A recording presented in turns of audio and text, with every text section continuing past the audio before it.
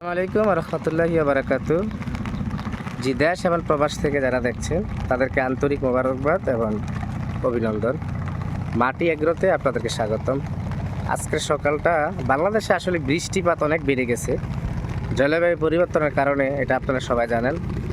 তা আমি বেশিরভাগ প্রবাসী ভাইদেরকে নিয়েই ভিডিও করে থাকি, বলতে যে প্রবাস থেকে আসার পরে কি করা যায় দেশে।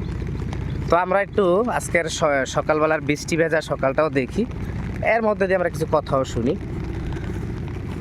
তো আমি ইতিমধ্যে হাঁস, মুরগি এবং পুকুরে মাছ এবং ছাগল, এই চারটা নিয়ে শুরু করছি।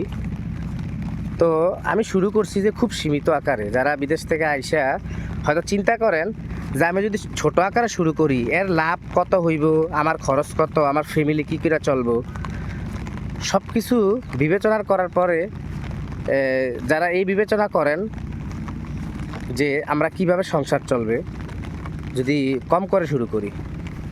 এন্ড বিষয়টা হচ্ছে, আপনি কম করে শুরু করলে হ্যাঁ আপনার সংসারে হয়তো চলার মতো টাকা এখান থেকে আসবে না, কিন্তু বড় কোনো লসের হাত থেকে, ক্ষতি থেকে আপনি বেঁচে যাবেন।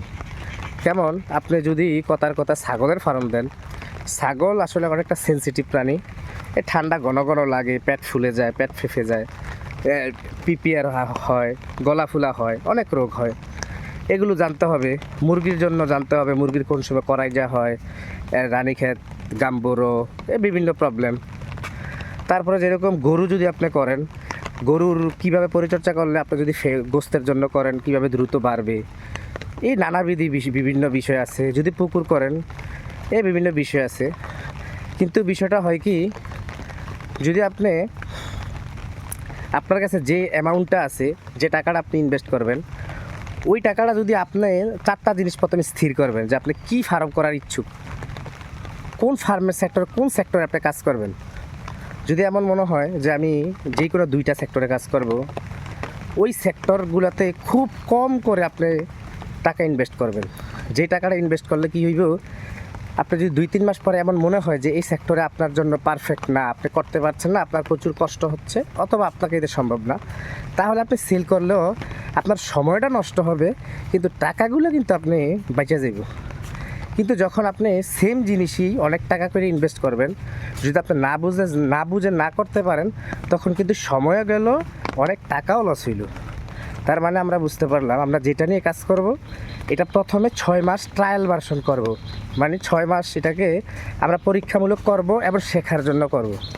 যখন আমরা এটা 6 মাসের মধ্যে এর পুরোপুরি 6 মাসের মধ্যে যদি আপনার মনে হয় যে আমি পুরোপুরি সেক্টরে বুঝে গেছি, পুরোপুরি বলতে 70% হইলেও 70% হইলেও আপনার আয়ত্তে আসছে, যদি আপনি যেটাই করেন, মুরগি, হাঁস, গরু, ছাগল, মাছ যেটাই করেন, তখন আপনি কী করবেন, যখন আপনার লাভ লস এটার সব কিছু আপনি বুঝে যাবেন, তখন আপনি এখানে ইনভেস্ট করেন, তখন আর সমস্যা নাই, আপনি ইনভেস্ট করেন, এর থেকে প্রফিট বের হবেই।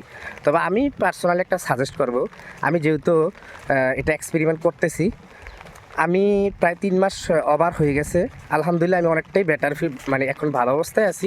যদিও এখান থেকে ভালো আর্ন হচ্ছে না, কিন্তু আমি আরও 3 মাস পরে এটাকে বড় আকারে, বড় স্কেলে আমি এটাকে অ্যাপ্লাই শুরু করব। তো আমি বলছি, আপনি যদি কোনো কিছু করার আগে আপনার মনে হয় যে আমি কোনটা করলে লস কম হবে, তাহলে আমি সাজেস্ট করব আপনি দেশি মুরগি এবং চীনা হাঁস, এই দুইটার ফার্ম করতে পারেন। তাহলে যদি আপনার এই দুইটাতে মর্টালিটি কম, রোগবালাই কম, আপনার খাদ্য খরচ কম, সব কিছু মিলিয়ে একজন মানুষের জন্য বেশ একটি ভালো উদ্যোগ হতে পারে। তো ভিডিও অনেক লম্বা হয়ে যাচ্ছে, আমি বলবো যে প্রবাস থেকে এসে অবশ্যই আপনি বড় কিছু করবেন না যতক্ষণ পর্যন্ত না জানেন। ইউটিউব দেখে আবেগ দিয়ে কখনো কিছুই হয় না, কোনো কিছু সম্ভব না। যারা করছে এগুলো হাজারে শতে একজন, ওইটার পিছনে পড়ে আপনার মূল্যবান সময় এবং কষ্টার্জিত টাকাগুলো নষ্ট করবেন না। জি, আপনি মাটি এগ্রোর সাথে থাকবেন, আরও বিভিন্ন তথ্যবহুল কথা এবং চিত্র আমরা দেখাবো কিভাবে কি করতে হয়। আমাদের জিনিসগুলো দেখে আপনার উপকৃত হবেন, আমরাও শিখতেছি। আসসালামু আলাইকুম রহমতুল্লাহ।